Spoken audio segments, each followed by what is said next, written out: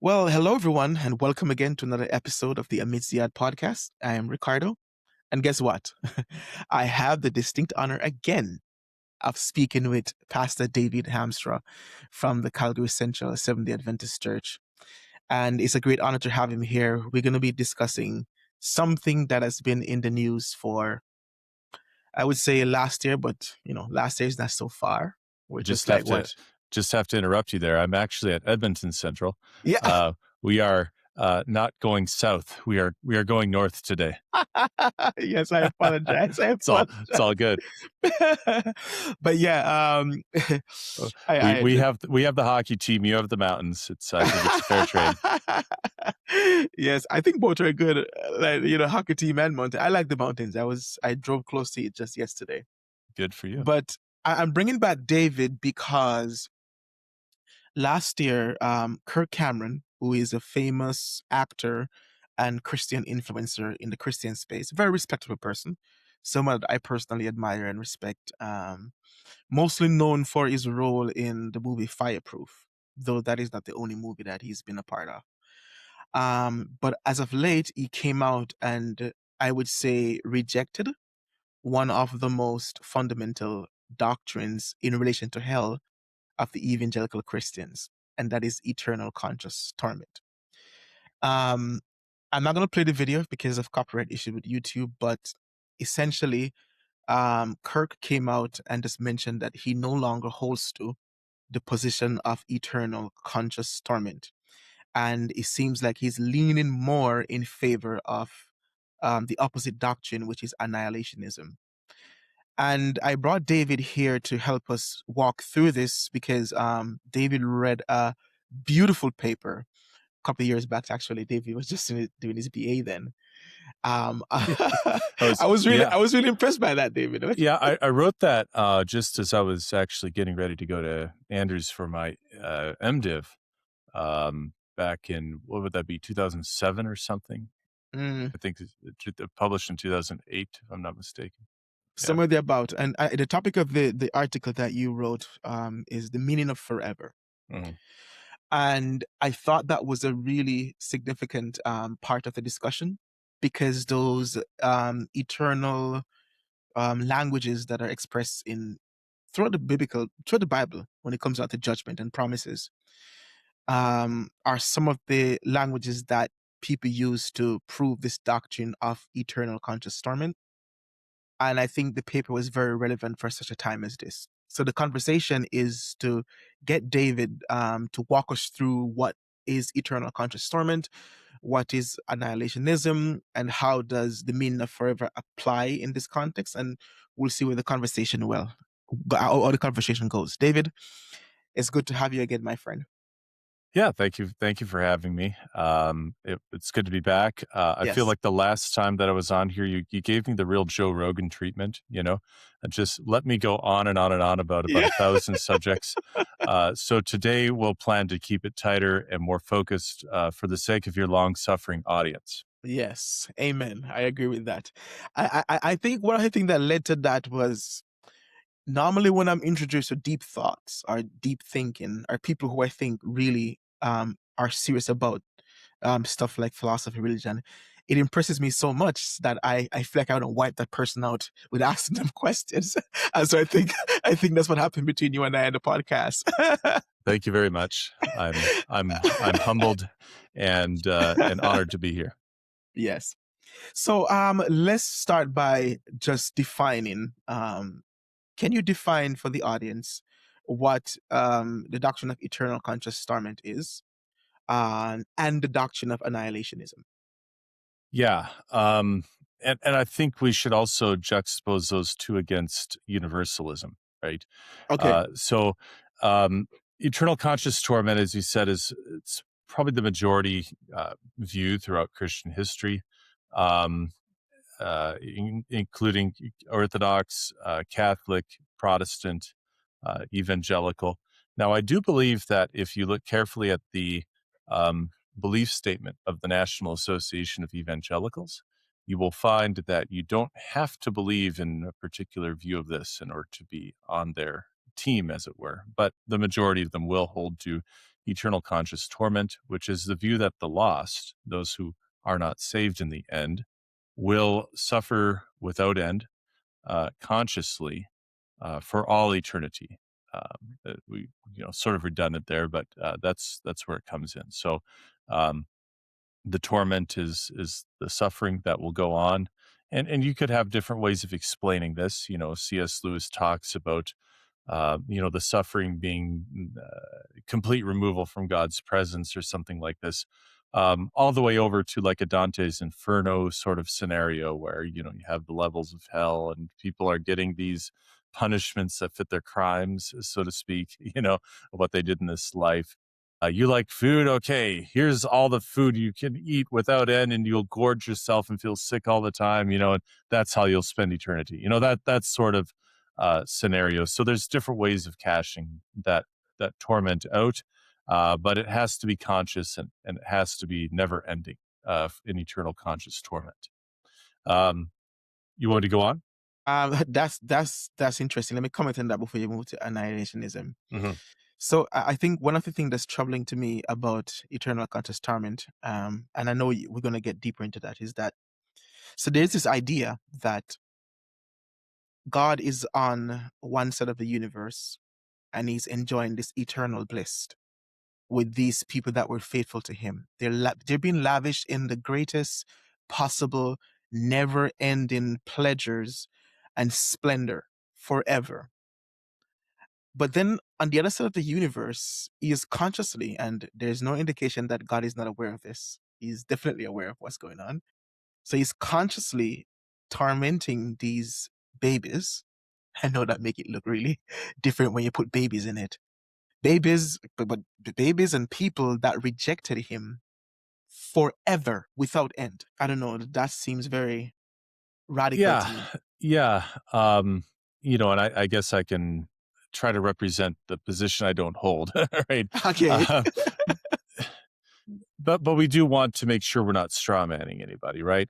Exactly. And the Roman Catholic Church has recently done away with the idea of limbo, right? So what is limbo? Limbo is the idea that you have some souls that are lost but aren't culpable, right? So, for example, maybe unbaptized babies or something like that. They haven't sinned in a way to deserve hell or eternal conscious torment. But they haven't really done the necessary things to also merit heaven, right? Mm-hmm. And so they had this idea that they would go to a place called limbo, which is sort of like a non-existence existence, as it were. Is that different? Is that different from purgatory? Yeah, different from purgatory. So purgatory would be if you, again, trying to represent Catholic theology in a nutshell can be difficult. But the idea is that when you're saved, you need to undergo some refinement of your soul in order to make it to heaven and be comfortable there. Okay. So if you are in an unrefined state by the time you die, you would go to purgatory and continue your soul refinement there. Purgatory meaning a place of purgation, of purging, right? And of course, that would not necessarily be a pleasant place. You're not in heaven yet. You have some suffering to undergo still, but it's suffering with a directive toward improvement in the way that we suffer in this life and refine our characters and so forth, that character refinement would continue after death in a place called purgatory. And then once you're refined, you would be ready to enter heavenly bliss. Those who die without needing that sort of refining have accrued merit in heaven, right? They got more than they need to get to heaven. And so you can pray to them and ask them to send some of that merit your way. And that's where you get the idea of the communion of saints, right? The saints in heaven who you could pray to. And then they can intercede on your behalf using their merit before God. And then God sends you these, blessings or whatever, right? So miracles are the test of how these saints, whether somebody died with enough merit to get out of purgatory, go straight there and have some left over. That's the Roman Catholic economy of salvation that Luther rejects, right? Right. Because that leads to the sale of indulgences and these sorts of things. So I know we're getting sort of off to one side, but that's sort of how that works. The idea is, you don't necessarily have to believe that babies are suffering in hell forever. in order to believe in eternal conscious torment, right? There's some ways, at least Roman Catholic theology now, I think they would want to say that, God will bring the innocent to heaven or at least purgatory or something like that. They'd be saved in the end. Yeah. So you I think the chain of thought that you were going on was that you were saying that the Catholic Church has long done away with limbo. Not long, recently. Recently, I okay. don't recall exactly when, but I think within my lifetime, they have At least. decided that limbo is not a thing anymore. Someone can fact check me on that using the internet. Yeah. Okay, but but Catholicism and, as you said, Protestantism and other evangelical thinkers, they hold to the eternal conscious torment doctrine. Now, kind of walk us through. We're gonna go back onto that, but now walk us through what annihilationism is, and then you could also probably put universalism explaining that as well. Yeah. Yeah. Yeah. So universalism is going to be this idea that everybody gets saved in the end somehow, right? That hell really turns out to be purgatory for everybody. And, God will eventually wear down everybody's defenses against his love. Everybody will relent and want to enter into a loving relationship with him, and that way he will reconcile all things to himself. So the descriptions of the lake of fire in the Bible and so on and so forth, right? That will eventually, the lake of fire will eventually empty out, as it were, Mm, as everybody decides, God was really right. I mean, that's one version of universalism. There could be others. I don't want to really go too far down that track because that's not the dichotomy you want to set up today. mhm, Annihilationism, I think, would want to affirm that people's free will exercised in this life is going to determine their eternal destiny, right? That if God simply puts you in a place where he breaks you down with his love, that's sort of a violation of freedom, right? And mhm, that that God really wants to affirm our free choices in regard to our final destiny. And so the annihilationist, however, will want to deny that people are suffering forever and ever for the reasons that you set out. That it seems to offend our sense of justice, right? How can a finite amount of sin result in an infinite punishment and be fair? uh, Now the eternal conscious torment person will say, well, you have infinitely offended God's justice by even a little bit of sin, right? And so the infinite punishment is fair. You can go into those sorts of arguments based on moral intuition. But I think at the end of the day, annihilationists are going to want to say, well, it's really more about what does the Bible actually say is going to happen, right? And the annihilationist will want to look at Bible texts that talk about the wicked being consumed and burnt up and that sort of thing, and say, yeah, when you look at what this fire actually does, this eternal fire, it seems to burn everything up completely. And so, what's going to be left over for the fire to burn forever and ever and torment somebody without end, right? When they've mhm, been burned completely up. And then that brings us into the realm of, well, are our souls immortal? Do they survive our bodies and so on and so forth? Do they have to live forever and suffer forever? And so I want to say, really, at the bottom of annihilationism, philosophically, beyond the moral intuition, beyond the biblical description of what's going on in hellfire, at the bottom of that is a commitment to the human person as an integrated whole, right? That mhm, the soul is not something you have. The soul is what you are. And what you are is an integration of mind and body, or something like that. And when those two are disintegrated, you're not left, right? And then there's a lot of other implications for treating the human person as a whole being that go along very well, in my view, with what the scripture says about humanity. So, yeah, that's I think what's motivating annihilationism. Universalism, I think everybody could see the appeal of universalism, right? And yeah, everybody gets yeah. saved. I mean, Everybody, that's great. But does it there's no really go along consequence. with the Yeah, Bible's descriptions and free will and that sort of stuff? Those are the sorts of questions you can launch against universalism. Yeah. and I think interestingly enough is that universe. It seems to me, you could correct me if I'm wrong. It denies the existence. Well, it denies the existence of hell in a sense. Am I right to say that?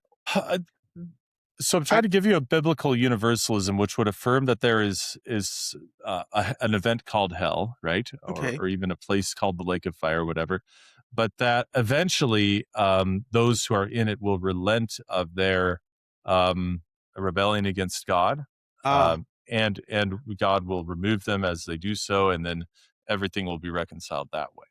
Yeah. okay, I see. Mhm. Is that a popular Protestant position, or that's more Catholic? Oh, no, that's not Catholic. The Roman Catholics affirm eternal conscious torment. Okay, That is more of a contemporary Protestant position, I would say.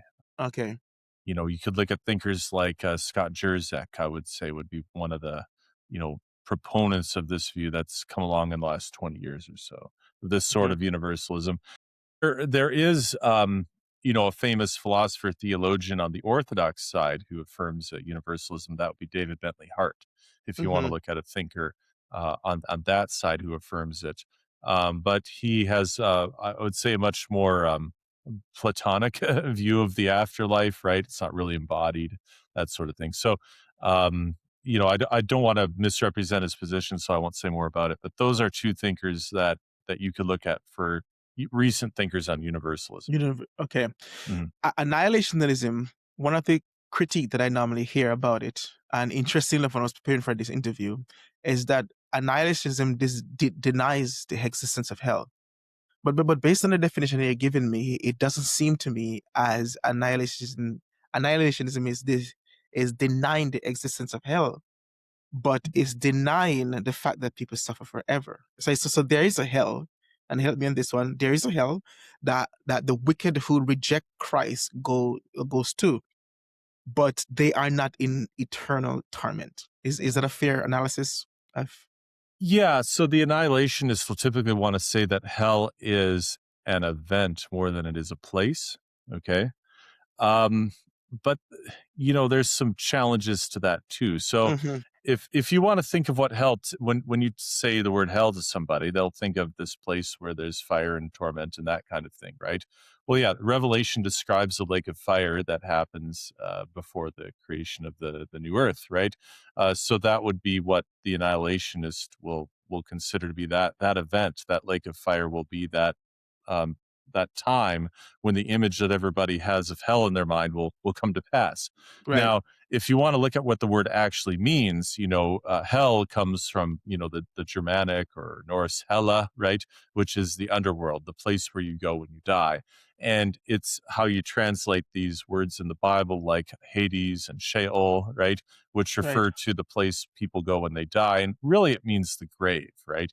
In the Bible, there's not this sense when you look at Hades and Sheol and these kinds of words, there's no sense that you've got like fire and torment and all that kind of thing happening there, right? Hmm. So in the sense of hell as an event, yes, annihilationists would affirm that there's a fiery torment awaiting the wicked at the end, at the final judgment. But the United would deny that hell is a sort of place where this is always ongoing and that you can go there when you die. It's the root idea of hell is really just an underworld, a place of the grave. And then we would need to figure out, well, what does that look like and what's actually happening there in the biblical Hmm. description?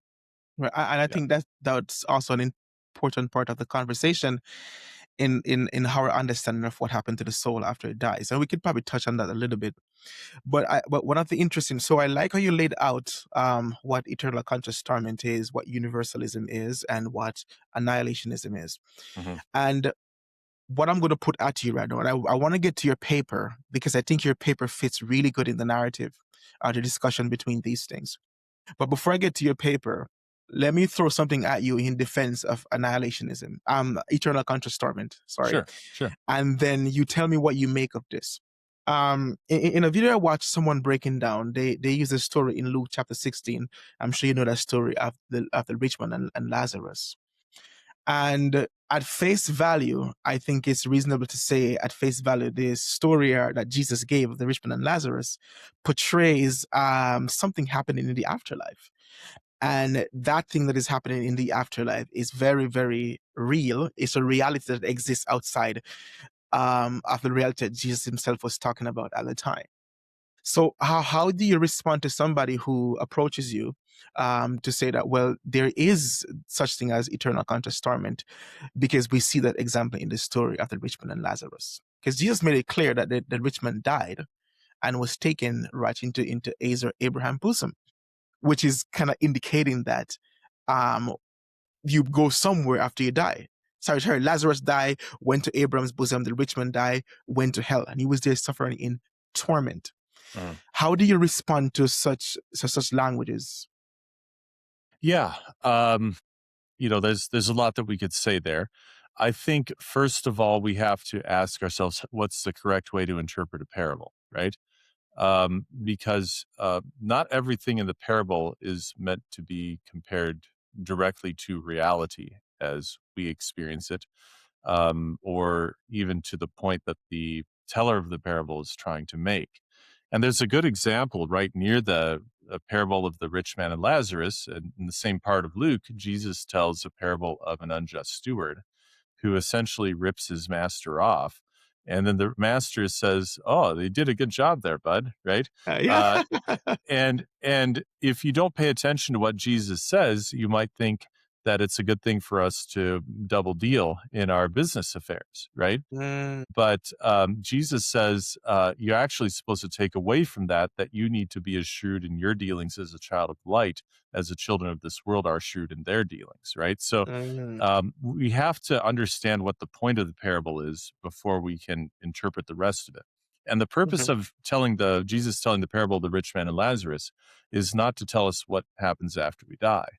The purpose is to tell us that God gives us enough information to make the right decision in this life. Okay, that's the point of the parable. So first of all, we can remove, I think, off the bat, the idea that this parable is about what some would call the intermediate state. Okay, the state between death and resurrection.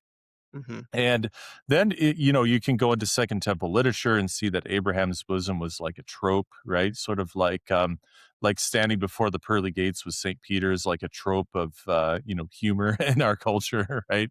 A lot of jokes begin that way, right? It was sort of a trope. So it was a way that you could set up a scenario to make your point, right? And then also you could look at the fact that Lazarus doesn't seem to be named incidentally, right? Because at the end of the story,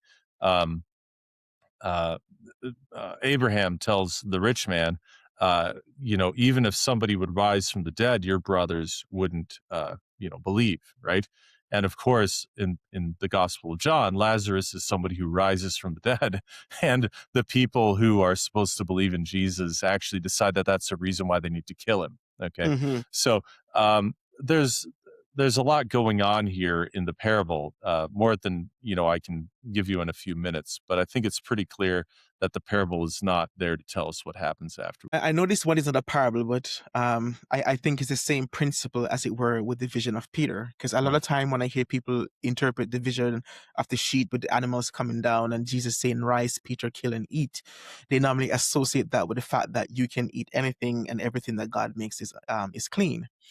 And so I think it's a good principle in the sense that you understand what the parable mean, because a lot of people actually believe this, David, that like that scenario, and I've seen a lot of people use this argument, is an indication that even Jesus Christ himself understands what happens in the afterlife. I guess our next question that I would like you to touch on, and you can address this briefly, is the belief of what happens to you after you die, I think, plays a significant role as well in eternal conscious torment. And let me tell you why I brought this up. I have listened to several Protestant preachers, and just recently, one guy, he's giving a message of warning about what hell is. And in his sermon, there's a particular part of the narrative that he mentioned that there are people there right now who are suffering, who are crying out to God, and are begging, but nothing can be done because their soul is lost already and they're suffering. And I'm sitting down and I'm saying to myself, boy, this is serious, because to me, eternal conscious torment is not the aftermath of the end of the world. It's actually happening right now. If you die and you're not with Christ, which is another part of this whole thing, is that you either go to heaven or hell when you die, then you're in eternal conscious torment. Like how do you respond to that type of theology? Yeah, that people, just so we can get the context of this hell, these two ideas of hell. How do you respond to that doctrine where people actually believe that the moment after death, right, after you die, something happens to you? So you either go to heaven or you go to hell. Like, how do you respond to that in light of our discussion? Yeah. Well, I guess what I would want to ask is what makes you a conscious being according to the Bible, It's a good right? question. And you know, what is it that would go in one direction or the other? In other words, what makes you you, right? Um, and I think, and many Christian thinkers are coming around to this as well in response to the current wave of the sexual revolution, and are starting to say, hey, it's not just your mind that makes you a human being; it's also your body, right? Mm, You may be more than your body, but you are not less than your body, right? Your body is also what makes you you, right? right. So I don't want to say if your body's not there, then there's no you to go there, right? Mm-hmm. It's not a human being in that case any longer. The Genesis describes the creation as a combination of the body and the breath of life, right? And the word for breath is synonymous with spirit and those kinds of things, right? So we have this sort of corporeal, this material component to human nature, and also this mental component. And then when those are joined together, the human being becomes a living being or living soul, as it's often translated, right? So those two things together are present from creation. And then in Ecclesiastes, you can see that when a person dies, at the end, it describes the body returning to the dust, and that spirit, that breath, returning to God who gave it. And many people would say, well, that spirit has a consciousness that goes along with it. But if you go to the Genesis account, you're not a conscious being until those two things are united, and so it implies that you're not a conscious being after those two things are separate. And then you can go through all the phenomenological descriptions of the Bible of death as being like a sleep, right? Where you're just asleep. Lazarus is resurrected, as we talked about. None of them come back with a story about what they were doing in the afterlife, and so forth. The Psalms say that the dead aren't praising God, right? So Ecclesiastes says that when you die, your thoughts perish, Mm-hmm. all that sort of stuff. So, I would say, to those who think that when you die, you're either going to heaven or hell, I would say there's no you to go anywhere at that point, right? That Yes, yeah. the immaterial part of who you are goes back to God. It remains with him so that when he comes again, he's not making a copy of you, right? He's Mm-hmm. putting the immaterial component of you into a new body, and then life resumes again at that point, either for resurrection to life or resurrection to condemnation, as Jesus says in the Gospel of John. Yeah. And I think it's interesting because I guess one other thing, and I don't want to go segue too much into a different idea of the afterlife stuff. One thing that always puzzles me is that if there is a decision that's been made for every single soul after they die, then what is the purpose of the resurrection? And then what exactly are we resurrecting? Because it doesn't make any sense for there to be a resurrection if after someone dies, then they go to heaven. Then that decision is made already. That sifting out, as it were, is made. Yeah. So what is this Paul is talking about? Christ descend from heaven with a shout, voice of the archangel, trumpet of God, dead in Christ shall write for it. Like, what is that really? Yeah. What's the point of final judgment if this is Exactly. already, yeah. So, Hmm. yeah. And when exactly do we appear before the judgment scene of Christ? Is it when we Exactly. die and go to Exactly. heaven? Because it seems like the Bible talks about that as being at the end.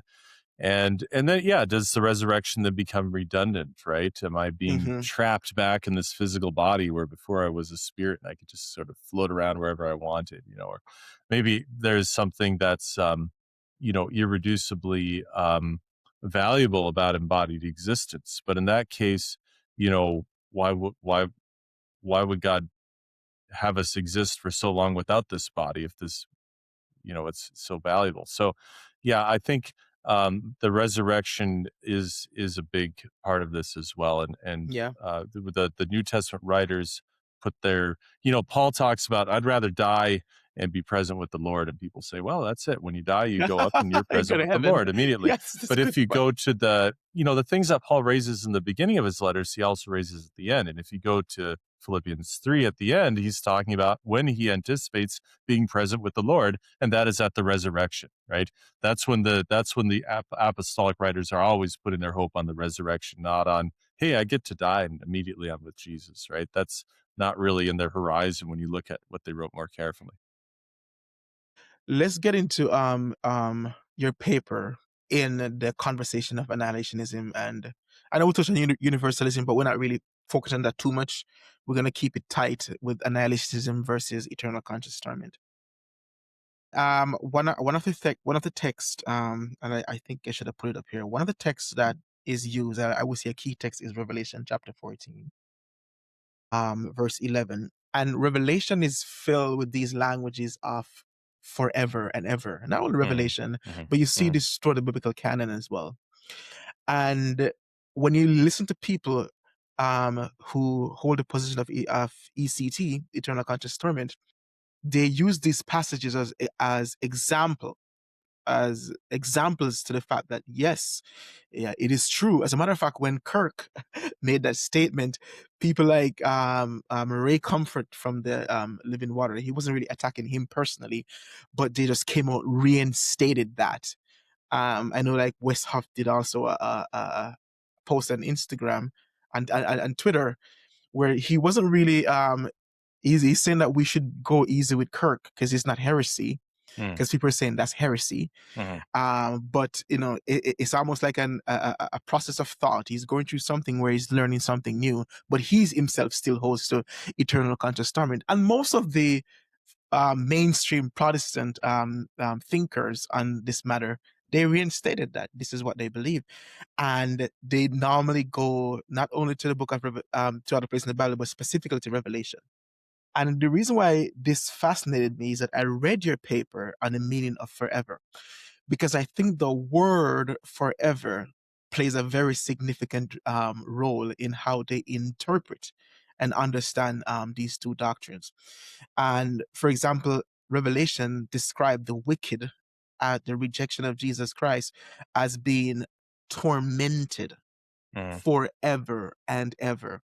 Now, granted, our fair assessment of that to the regular reader is never ending. This doesn't stop. It goes on continuously. And I have a couple of questions because I read your paper and you have an interesting take on what forever means in the Bible. And I think that can really add to the discourse. And I'm going to put a link of the paper in the description so people can actually read it if they want to. But in your paper, you argue that forever in judgment text is often qualified rather than categorical. So what criteria should readers use to decide when forever means an ending duration and when it means permanent outcome? Yeah, in fact, I would argue that in judgment contexts, it is always qualified. That it's never categorical. Yeah, so the words themselves in the Old Testament Hebrew, New Testament Greek really mean for an age. Okay, they don't have that word forever or eternal or something like that. Their words olam and ionos mean an age, and then it'll say like ages of ages, right? Which is many ages, right? So inherent to the very word is not necessarily the notion of something being unending, because most ages come to an end, right? And then we see that in many cases things are said to persist for ages of ages, which do not in fact persist forever but come to an end, and we find that in judgment context, right? And so what I realized, and I think this would be my novel contribution, is that Paul preaches a sermon in Acts that really sets up the criteria for us. Again, because who cares what criteria I wish to apply, right? What criteria does the Bible use, right? How does the Bible sort through this, right? Because is a very interesting thing that happens. Well, let me put it this way. The genesis of this paper was me waiting in a hospital room to get my ID card printed, to do pastoral visits at this hospital, the old Queen Elizabeth II Hospital in Grand Prairie. And sitting next to me was a young lady from Peace River Bible Institute, the Bible College in Sexsmith, Alberta. And she got to talking to me. She was also, going to be doing volunteer visits at the hospital, religious visits. And, oh, you're a student there. I'm an Adventist pastor, so on and so forth. She asked me, what are the things that you guys have different than, most other Christian groups? And I listed off a few things. And one of them was, the stuff that we're talking about right now, right? Yeah. And I think she was prepared, right? I think she wanted to put Mm-hmm. her question to an Adventist pastor, right? So she said to me, okay, well, if that's the case, then if it's the case that the wicked don't burn forever and ever or whatever, without ending in hell, right? Then is it also the case that our existence in heaven will not be without end, right? Wow. Because Revelation uses the same words for both Mm-hmm. things, right? It talks That's about right. the forever and ever torment and the Mm-hmm. forever and ever dwelling in heaven. In fact, it speaks much more often of us living forever and ever in heaven. That's true. So I said, oh, I didn't have a great answer to this question, right? I don't Right. remember what I told her. I just, because to me, that's something that gets my creative juices flowing, right? I said, oh, I want to look more into this, right? Why do I read the word one way in this context and another way in another context? Which, by the way, is not wrong. The meaning of words depends on their use in context, right? That's right. This is what James Barr talked about with his semantics of biblical language and illegitimate totality transfer. There's a lot of bad Bible studies that say, well, the word means this here, so it must mean that same thing over there, right? That's not Right. the way That's words right. work. That's But right. at the same time, you have to have some reason for why you're saying the context is selected for this meaning versus that meaning. And ultimately, if you're have a high view of Scripture as I do, you want those meanings to hang together across the whole canon and be coherent, right? So Right. that's sort of what I looked at is, okay, well, where in the Bible does somebody sort this out? And if we apply that distinction elsewhere, does it make sense of the whole Bible very well? And I think that it does. So, maybe we want to jump into Acts chapter 13 and see what Paul has to say there about, Mm-hmm. things lasting forever. Right. And yeah, Acts chapter 13, we could go there in a second here, but it's really interesting that you brought that point up because that's one of the objection that I've heard. For example, Matthew 25, verse 46, where it said, and these will go away into eternal punishment, speaking about the final judgment, but the righteous into eternal life. And those two realities are placed in the same passage, the same text. And, when we read that passage, we're saying the eternal life is never ending. Yes. There's no ceasing to it. Yeah. So why couldn't it be the case that the eternal punishment is the same thing? Yeah, well, I think it could be. I think that passage is, what a philosopher would say is underdetermined, right?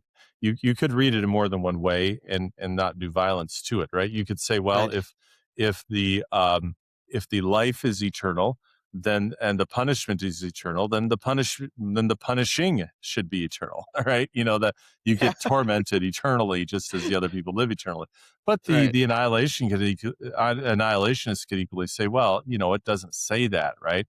And you could read it to say that just as the life that the righteous receive will be eternal, so will the punishment of the wicked. They will eternally be out of existence, right? Mm-hmm. That's an eternal punishment. So, Mm-hmm. I think some of those things are kind of difficult to establish the whole case based on a text like that. I think well, sort of like the case I made in my paper, it really goes down to how you interpret forever in Ever. these passages that talk about forever life and forever torment and that sort of thing. Yeah. So you said you wanted to go to Acts 13. Was there a specific verse you're referring to?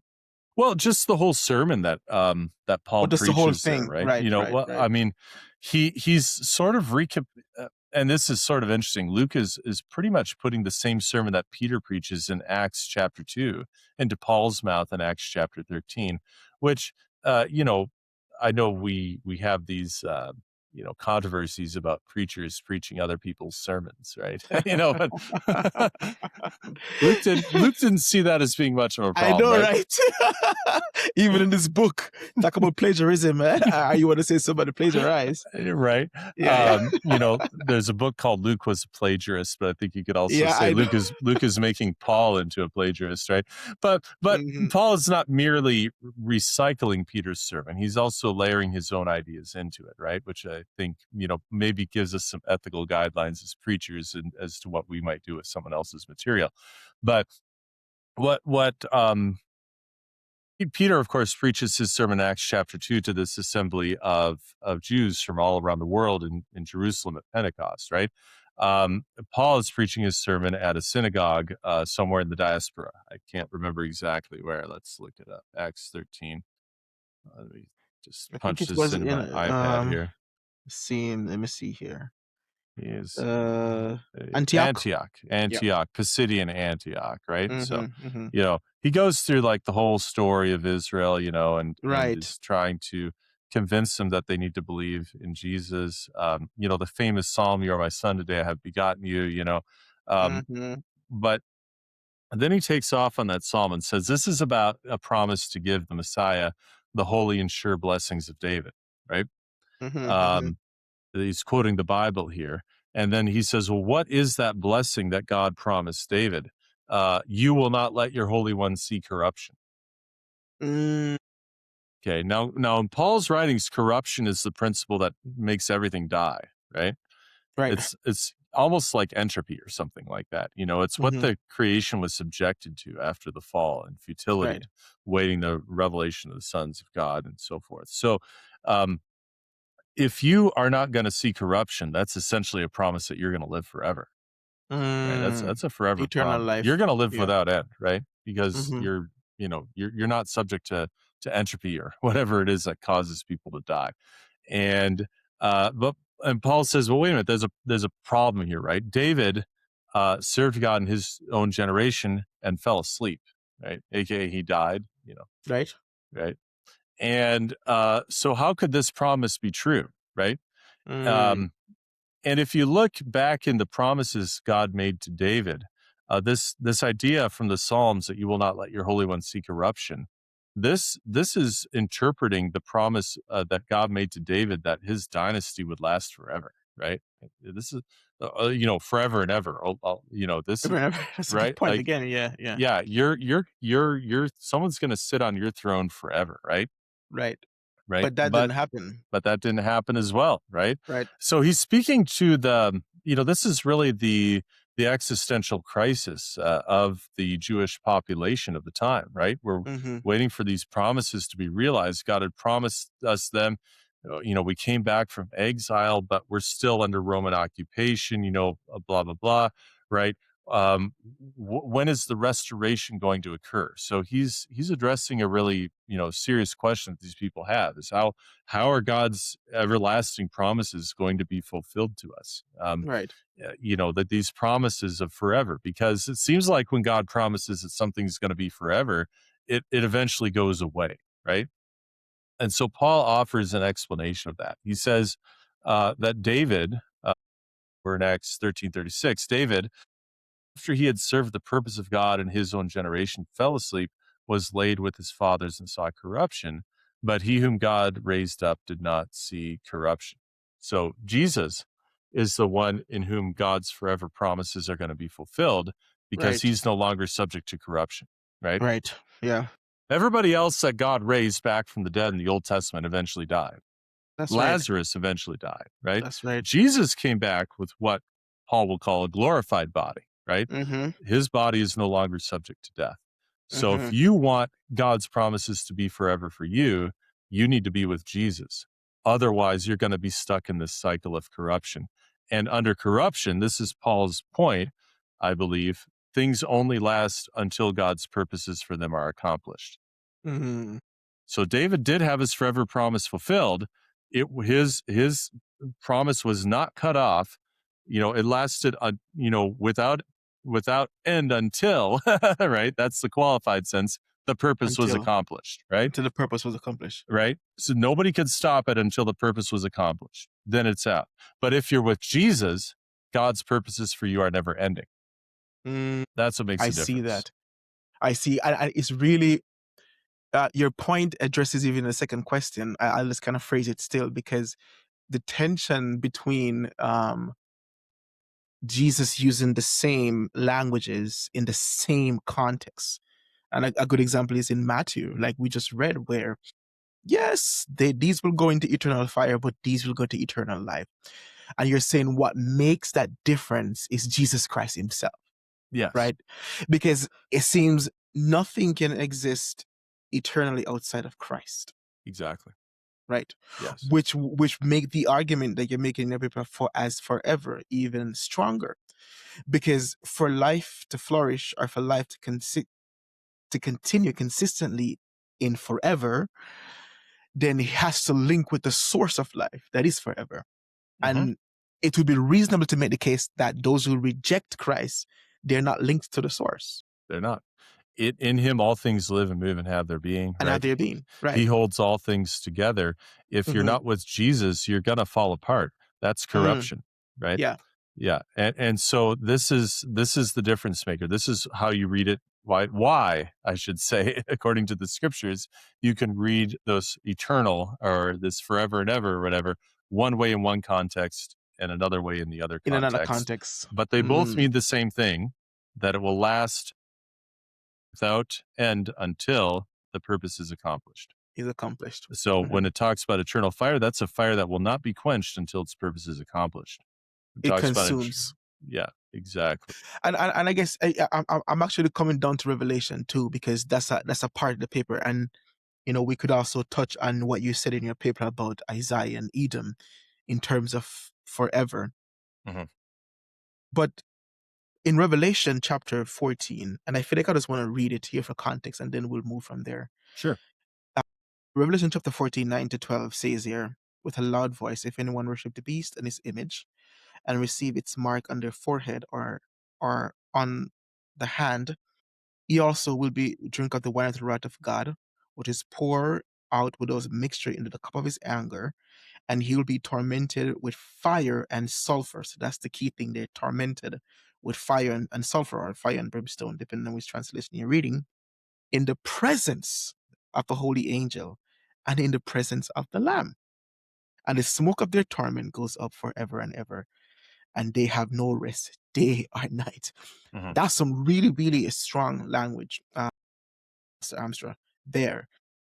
And if I'm being honest, right, and that's what we're trying to do here. We're trying to be honest with the text, at least a face reading of the text. Not a lot of Christians like you and I get a chance to study the Greek and the Hebrew and go deeper into what these things mean, right? Most reasonable, well-meaning Christians, they read this and they're like, oh, forever and ever, they have no rest day or night. That's eternal conscious torment right there. That's the language right there. Now, how do you, like, in light of your paper, right, Revelation use these vivid languages about torment day and night, forever and ever, and also in the presence of the holy angels and in the presence of the Lamb? Like, how should listeners understand this imagery, right? Especially when it applies to human being as opposed to cosmic angels, like, say, Satan. Yeah, well, I think we need to set up a distinction between a plain understanding of the text and a simple understanding of the text, right?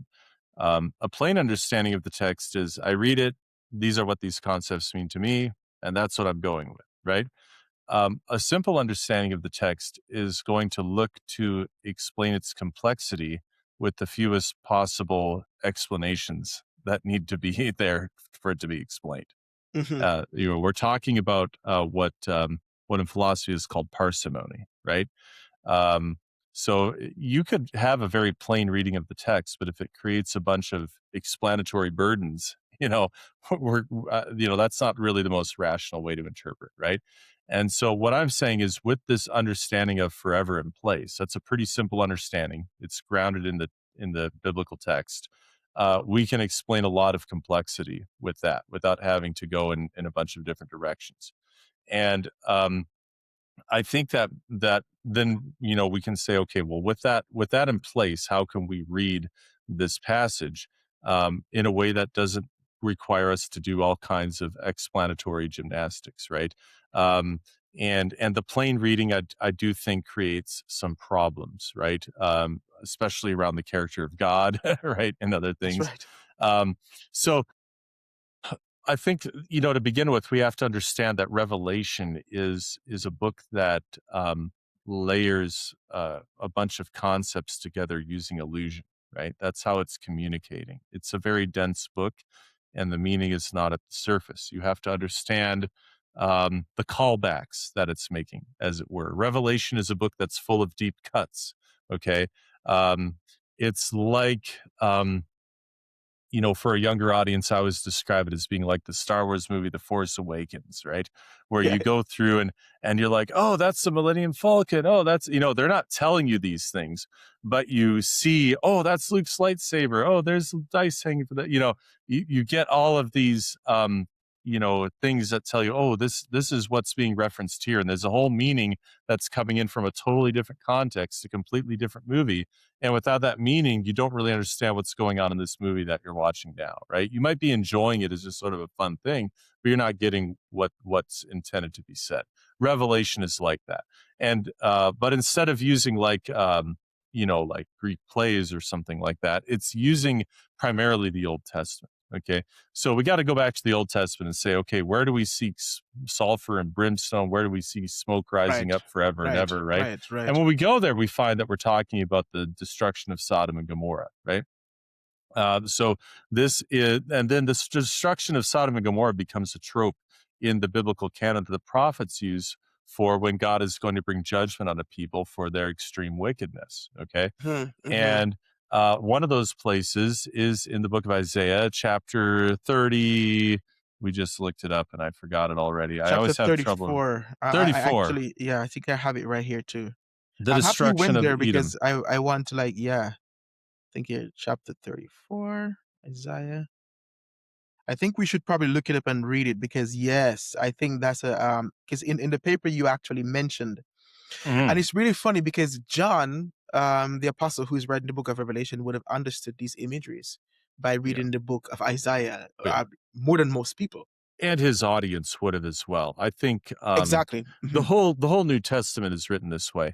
The New Testament. I think we have to understand that the first wave of converts and the big wave of converts into the church were Jews and God fearing Gentiles, both attached to the synagogue movement. Okay, and these people were studying the Bible for fun.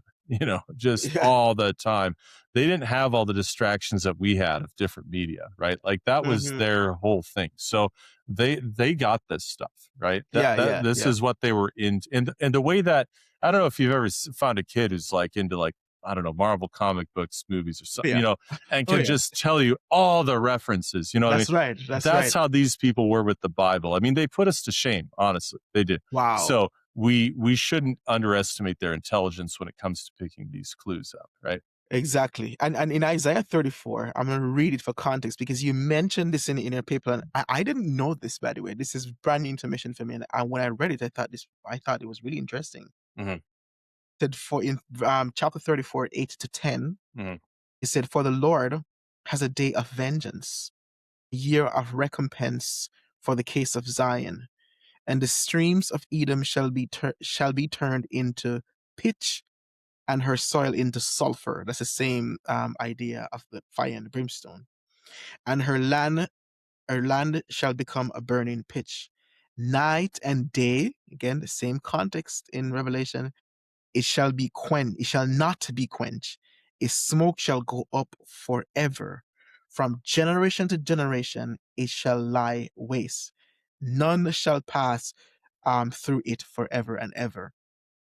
And so we're seeing, and I want you to break this down for us and see how, and help us understand how this relates to the same languages that's been used in Revelation, because it's clearly indicating to us here that Edom went up in flames forever. But we are living in 2026. I don't know what's the geographical location of Edom in the Near Eastern, Asian Near Eastern. Edom would be in the lands to the east of the Dead Sea. Okay. Yeah. And I'm sure there's no smoke there going up right now. No. I don't see that. So it'd be the world's greatest tourist attraction, wouldn't it? That's so true. That's so true. That's so true. Yeah. But let's break that down for us now. Well, I think you just did a very good job of it, right? Like if the source material that Revelation is sampling, bringing this context, does not imply that the smoke literally ascends without end, right? We would need to see some indication that Revelation is going there. But in fact, we have the opposite, right? When you see the lake of fire in the end of Revelation, it talks about that being as a fire that consumes them, right? So I take it that Revelation is staying true to its source material in that way, right? It is not, Revelation does intensify some things. But I don't think this is one of them. I think the intensification with the lake of fire is not its duration, but its scope and its thoroughness with which it does its consuming. So, whereas what the fire that fell in Sodom and Gomorrah, is localized, the lake of fire really burns up everything associated with sin and sinners and gets the world ready for new creation. You can also look at Peter, where he talks about at the end, the elements will melt with a fervent heat, right? So this is a very much more intense fire, but it doesn't imply that the fire is going to last, without end, as opposed to this fire that happened here on Edom. Revelation talks about that being a fire that consumes again. So, and then I think the other really remaining issue we need to talk about is torment, right? I mean, that's sort of that's a very good point there. Right? Yeah. And it's really funny too, because even from a philosophical perspective, I know that I've heard a lot of arguments from atheists, and I think one of the main position that lead them to reject the existence of a metaphysical being as I would describe him as being omnibenevolent, omnipresent, all these beautiful things about his character. The Omnimax God. The right? Omnimax, yeah, right. Yeah. They reject that for arguments like this one, the eternal conscious torment, because we can make a rational moral reasoning argument to say that this is inconsistent with the picture that we paint of God in terms of his character. Like it is completely outside of the realms of a loving being to torture people forever. And I guess, David, that kind of leads us into the question then of conditional immortality. Or if you make the argument then, and I'm trying to be prudent and not to strawman the eternal conscious torment argument. Probably it's obvious to say that I don't believe in eternal conscious torment. I can just say that. But one of the issue for me is, how is it that God, being a loving God, and I think that is true. Like, it is true that he's a loving God. For God so loved the world that he gave his only begotten son. Love is the only thing that will do that, for God himself to die. So I think that's merited. God is a loving God. But it's inconsistent to me that, personally, I don't think, and you can help me with this, David, that I am immortal. I think that I'm finite. I'm subject to death and suffering and pain. Eventually, one day we will die, which doesn't make eternal conscious torment. It doesn't make sense to me, because as we established before, is that eternal conscious torment starts after death. That's how I see it. And that's how I've heard it. Right now, there has to be something about me, right, that allows me to stay in fire that consumes forever without being consumed. Like, how is it that I am burning? If I go outside, and let's think about this practically, David. I heard a story of a family that got caught in a car while it was driving on the highway. The car caught on fire. They kicked the door, but they just couldn't get out. They were stuck inside it. People heard the scream. They themselves couldn't even walk, right, amongst the fire. When the fire went out, everything was consumed, including the people that were in the car. And Revelation talks about the fire that is in the last day as something, it's like unquenchable. It's way more than any fire that you've ever seen. So fire is fair to assume that fire consumes. It consumes everything. And when everything that is burning on is consumed, then it ceases to exist. Yeah, there's one fire in the Bible that burns without consuming, and that's the fire of God's presence It's a in good the burning point. bush. Yeah. Some people have talked about the lake of fire as just being simple exposure to God's presence. I've heard that argument. I think that could be, you know, the, you know, you could you could you could certainly take the text that way, but I don't think the text is indicating that. It seems like the fire comes down out of heaven, right? It's not like God is Yeah. like, "Hey, I'm here." Um, so yeah, and I guess you could have still maybe a conditional immortality view of human nature and say, well, God just keeps everybody alive in the lake of fire because he wants that. um y- the uh the classic reformed formulation of this is that their suffering will glorify God, right? That there will be a glorification of God's justice through their suffering that will last for all eternity, right? This is Calvinist doctrine, right? So that therefore God wanted some people to be predestined to that fate, so that for his eternal glory. I Mm, find that difficult to square again with God's nature of love, right? Love desires the benefit of all, right? At some level. mhm.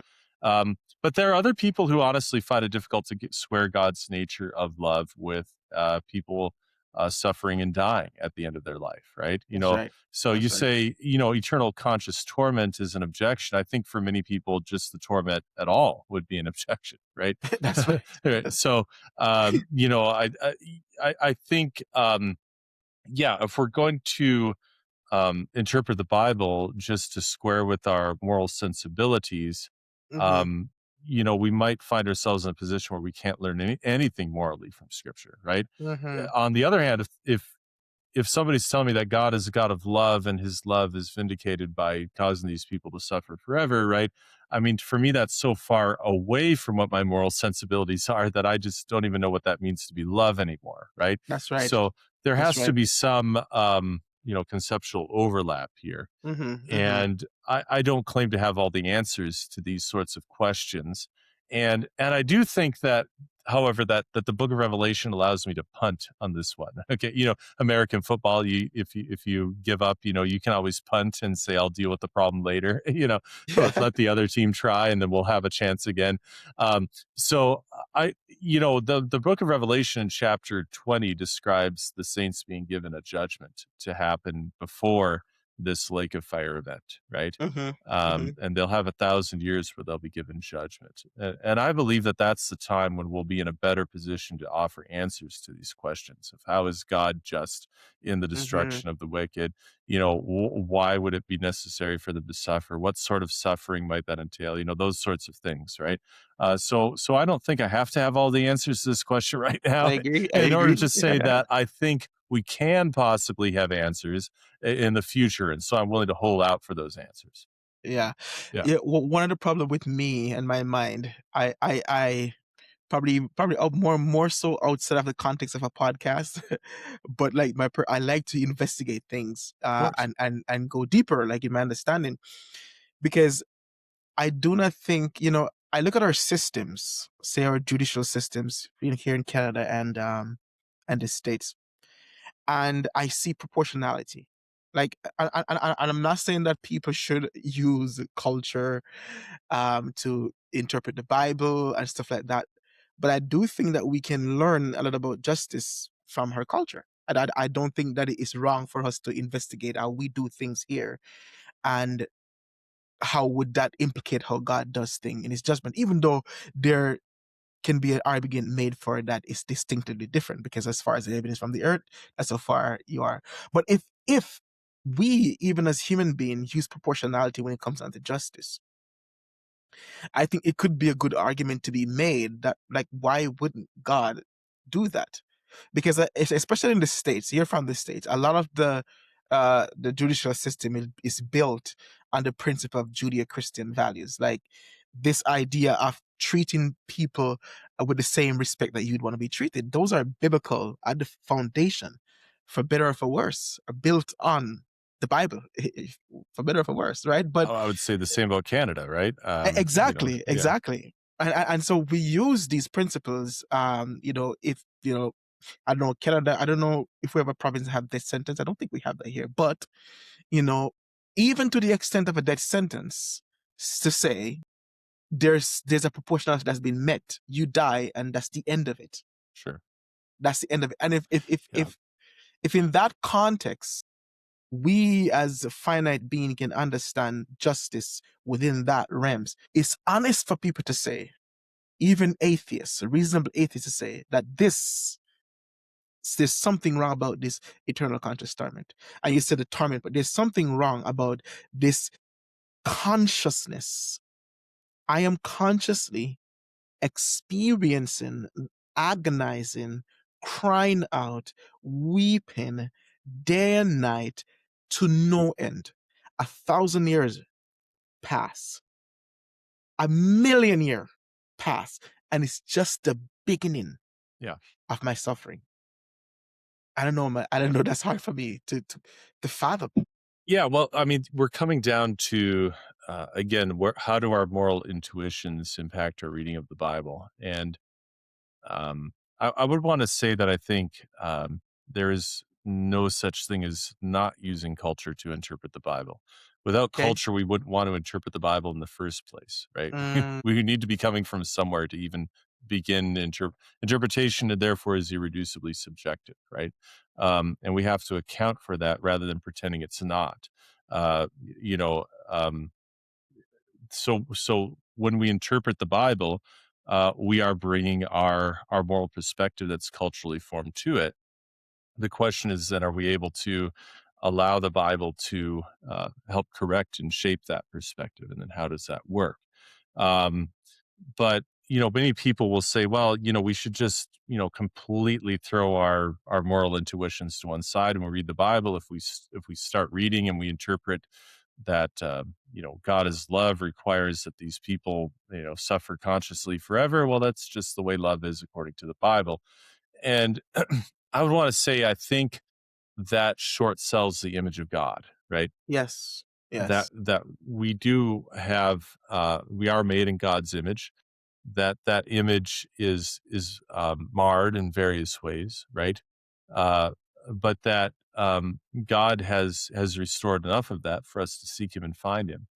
And part of that is to say, when I that there's certain things that are sort of basic to being human, and one of those is love. And there's a lot of ways that love gets interpreted, but there's things that are pretty basic to love, right? Desiring the benefit of the other, desiring the benefit of all, so on and so forth, right? And so as a creature made in God's image, I'm justified in at least starting with those things when it comes to the Bible, and questioning an interpretation if it goes outside of those bounds, right? And I think that basically we're lowering the explanatory burden, right, on people to say that you don't need to like totally flip your concept of love upside down in order to read the Bible as a harmonious whole if you do it in this way, right? And that's not that we're going to answer all the questions, right? And say, well, therefore, because of my concept of love, there couldn't be any torment involved at the end at all, right? That's one way of one ditch you can fall into, I believe. The other ditch is to say, well, it could go on without end and it would still be love.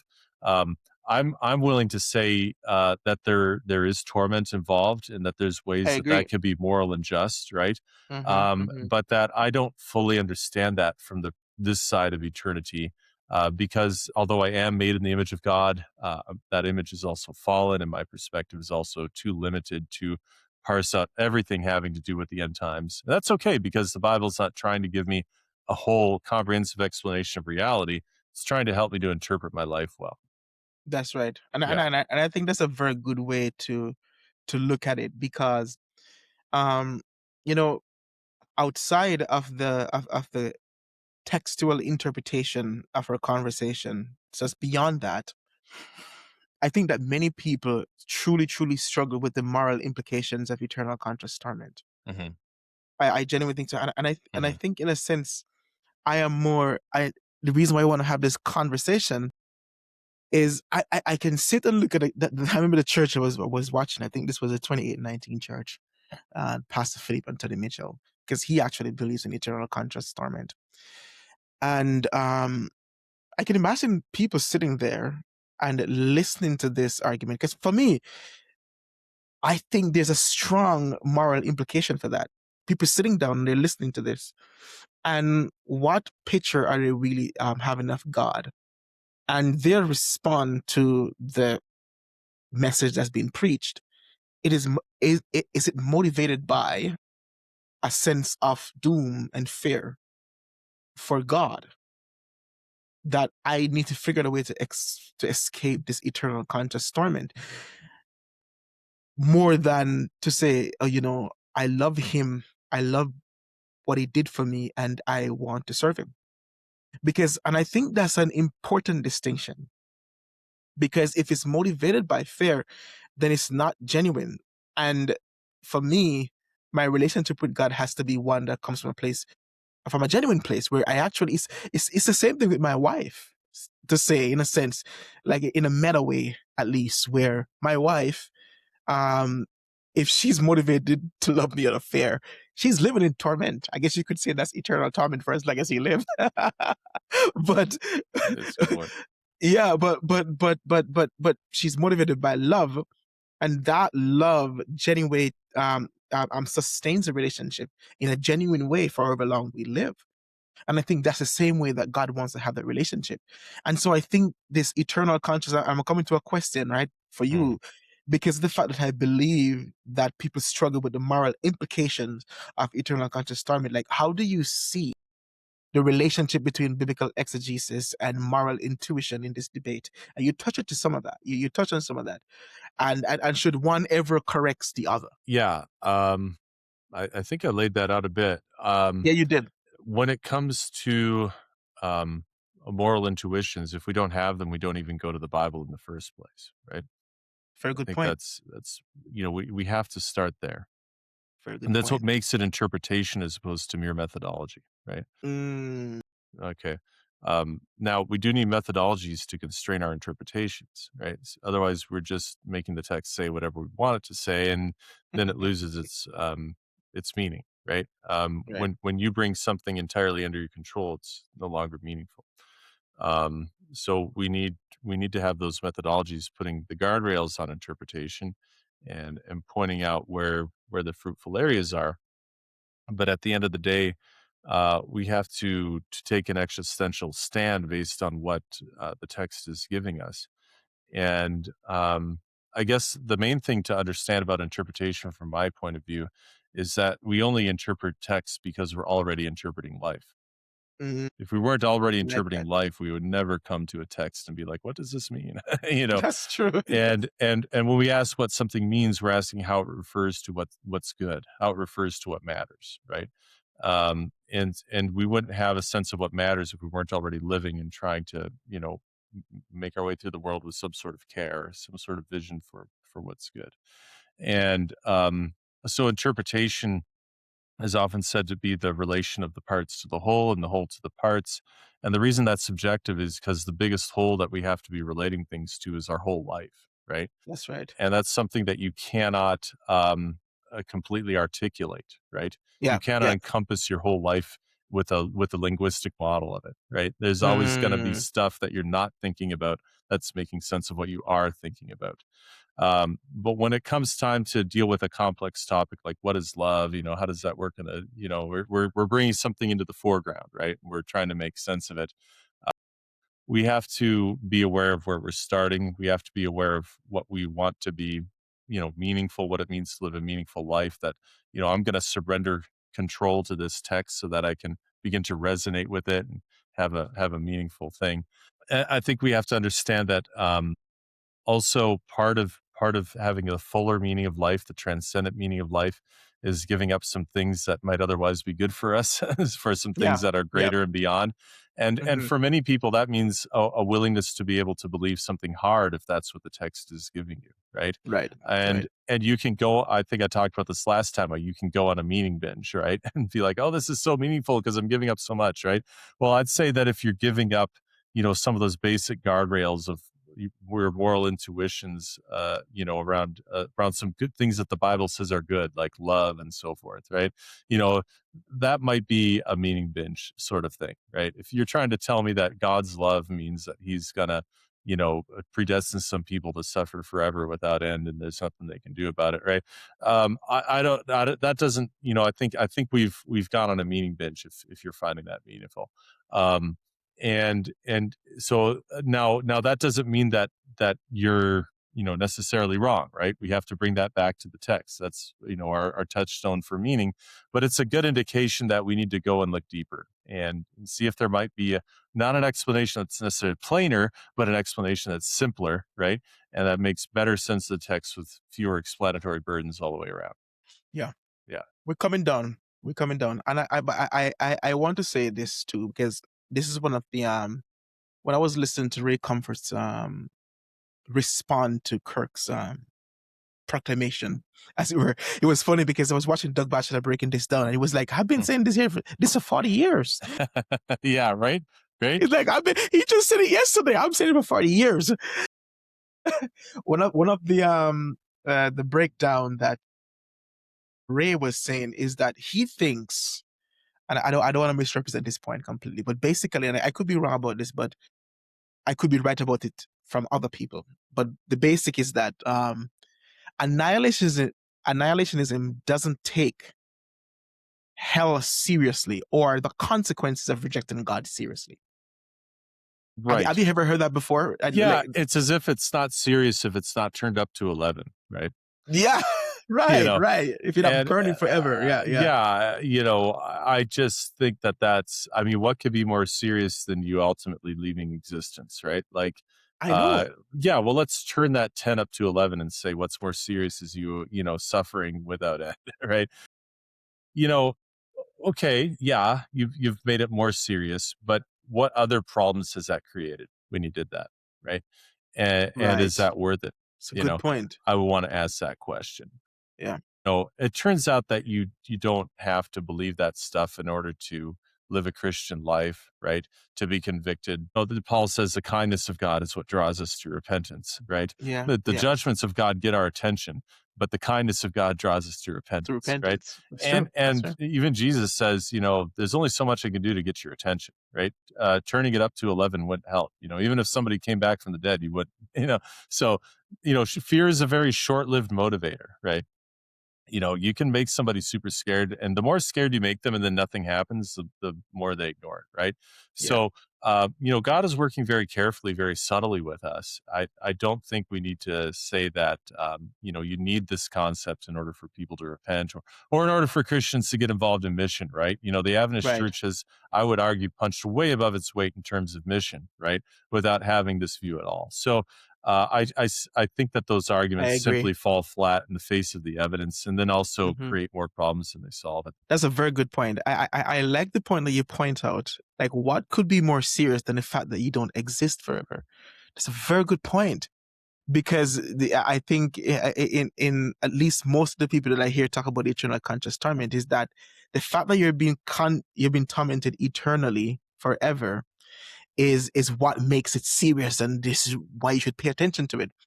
But I think not existing is a way more eternal consequence, because it's poof, you're gone forever, like out of thought, out of mind, out of space, all of those things.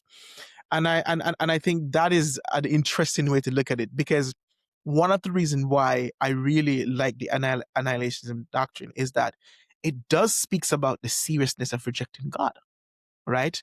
And it does speaks about temporary form of torment, because if you're in eternal fire, you should know that there's some torment until you actually consume. So there's a great level of seriousness still being taught in annihilationism about the danger of rejecting Christ, of rejecting God, and is that you are going to be burned and you're going to die, but you're going to suffer. Some people suffer, right? And I think that just simply basing rejecting that doctrine of annihilationism on the fact that it doesn't take the consequences of rejecting God seriously, as you said, falls flat on his face.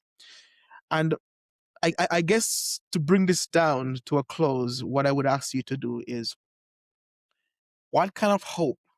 A lot of people that you and I serve, they don't subscribe to this doctrine of eternal conscious torment, but there are people who watch the podcast who are not Adventists, who actually do believe that God burns people in hell. There are atheists who reject the existence of God based on this claim, amongst other things, but also based on claims like this.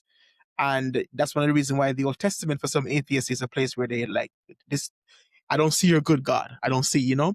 But how would you talk to people who are really in captivity of this idea? And what message would you have to Kirk as a whole, and his path to discovery? Yeah, well, I think there's a number of ways that you can make sense of life, right? And what I find to be compelling is not putting together the thing that makes sense to me the most, within my perspective, right? As if I need like some kind of bespoke worldview, or something like that. It seems like that's just all about me and not very meaningful, right? Mm, I'm out here trying to find out what's actually true about this stuff, right? To me, that's compelling. And, for a number of reasons that we could go into, but I think the Bible has shown itself to be a reliable source of that truth for the meaning of life. And I'm really just into, at the end of the day, what is the Bible trying to tell me, right? About this subject, right? About the subject of ultimate things. Um, we've talked about, um, how it comes across to us morally and so on and so forth. And I think, that it's a very satisfying view along those lines, the one we've presented. But I can see why people take satisfaction in the alternatives. I mean, fair enough. We interpret life, right? We interpret texts. But I want to know, how can I get to the closest to the view that the Bible's trying to present? And that's really what's motivating my study in this stuff. Because I find that when I've had to correct my views along a number of lines, and say, oh, I used to think that, I'll give you an example. I used to think that sin would eventually burn itself out without God intervening. And now I don't think that anymore. I hmm, think that's actually not the correct view of it. Right. right. Um, and, and so, it's too late to get into my reasons why. I mean, that would be a whole other discussion. But the point is, I find that to be a meaningful life quest, right? To discover what is the truth about these matters and how can it help me to live better as a person today. And I find that there are some practical benefits to this, right? Um, I find that um, when I think of how God handles people in the end, that he's not trying to extract every pound of flesh that he can from them, every pound of suffering that he can from them for what Yeah. they did to him. Mm, I don't have to take that as my example either, right? I can relate to people and say, you know what, I could go after you for this, but I'm not going to, yeah. because that's how my example, God, that's how he works as well. So, um, yeah. So let's just, if we can learn to say, let me take what I have from my culture, from my moral intuition, from my society, from my upbringing, whatever, let me bring that to the Bible and let me use that to help the Bible speak more clearly to me, rather than me trying to say what the Bible has to say in advance. I find Mm, that leads to a process of discovery that is extremely fulfilling. I love that. I love that.